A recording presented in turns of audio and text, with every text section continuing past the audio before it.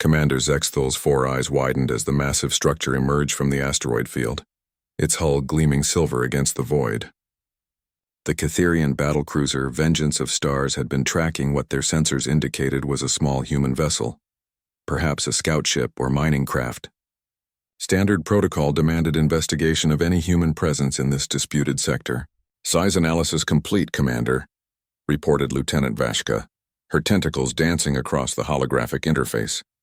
The vessel measures approximately 2 kilometers in length, significantly larger than initial estimates. Zexthal's mandibles clicked in satisfaction. Even at 2 kilometers, it was barely a quarter the size of his own ship. The human's reputation for building oversized vessels appeared to be greatly exaggerated. "Excellent. Signal the vessel to prepare for boarding. We'll demonstrate Catherian superiority over these soft-skinned mammals." The human response came immediately. "Unknown vessel, you are approaching UES Meridian. State your intentions."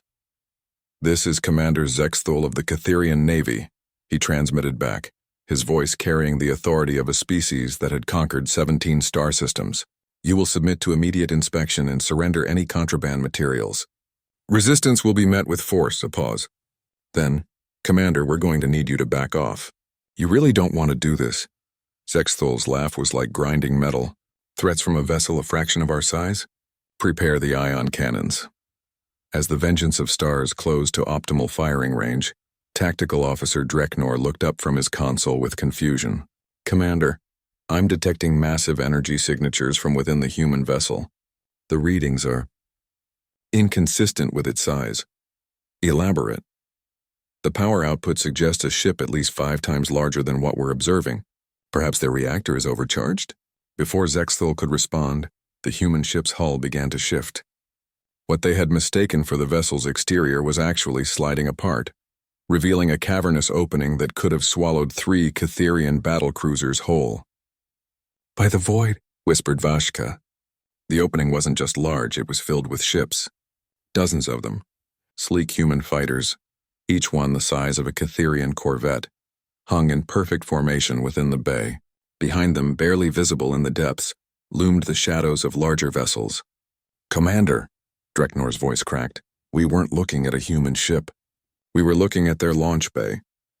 As if responding to his words, the human vessels began to deploy. They moved with mechanical precision, flowing out of the bay like a silver tide. Each fighter that emerged dwarfed the Catherian ship's own interceptors, their weapon systems powering up with ominous blue glows. "New contact emerging from the bay," announced the sensor operator, her voice barely above a whisper. It's a destroyer. No, wait, cruiser class. Correction, battleship displacement." The vessel that slid from the depths of the launch bay was a behemoth that made the Vengeance of Stars look like a shuttlecraft. Its hull bristled with weapon emplacements, each cannon larger than the Catherian ship's main battery. Zexthal's throat sacs deflated as the true scope of their situation became clear. How large is the mothership?" "Scanning now, Commander." Dreknor's tentacles trembled as he worked. "I'm reading. This can't be right. The main hull extends back into the asteroid field for 37 kilometers. The launch bay we observed represents less than 2% of the total vessel." The communication channel crackled back to life. "Commander Zexthal, this is Admiral Sarah Chen aboard the UES Meridian. You attempted to threaten a United Earth Systems dreadnought with a single cruiser. I'm going to chalk this up to a misunderstanding and give you one chance to withdraw." Zexthal stared at the tactical display, watching as more ships continued to pour from the launch bay. Destroyers, cruisers, even what appeared to be a small carrier emerged from the massive vessel's belly. Each one was larger and more heavily armed than his flagship. "The humans," he murmured. "They build ships within ships." "It's not just that, Commander," Vashka said, her voice filled with awe. "Look at the construction. The launch bay alone has its own defensive systems, its own power grid. It's essentially a mobile starbase that they've built inside an even larger vessel." The Meridian's fighter screen had fully deployed now, nearly 100 craft, forming defensive patterns around their mothership. Each fighter carried enough firepower to cripple a Catherian frigate. "Sir," the communications officer reported, "the humans are transmitting technical specifications of their vessel. They're showing us exactly how outgunned we are."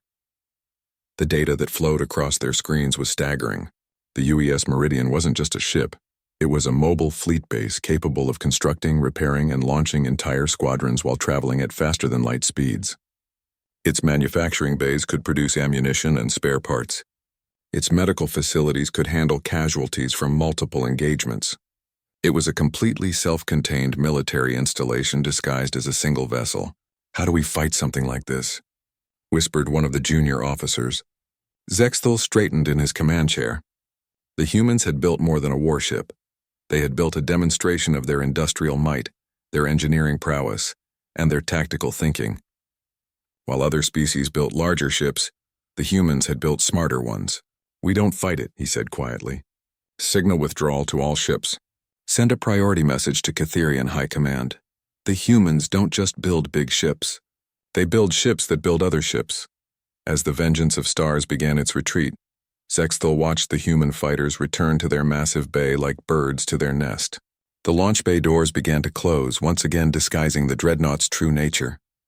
In the depths of space, the UES Meridian continued its patrol, carrying within its hull enough firepower to level a planet, and more importantly, the capacity to project that power anywhere in the galaxy.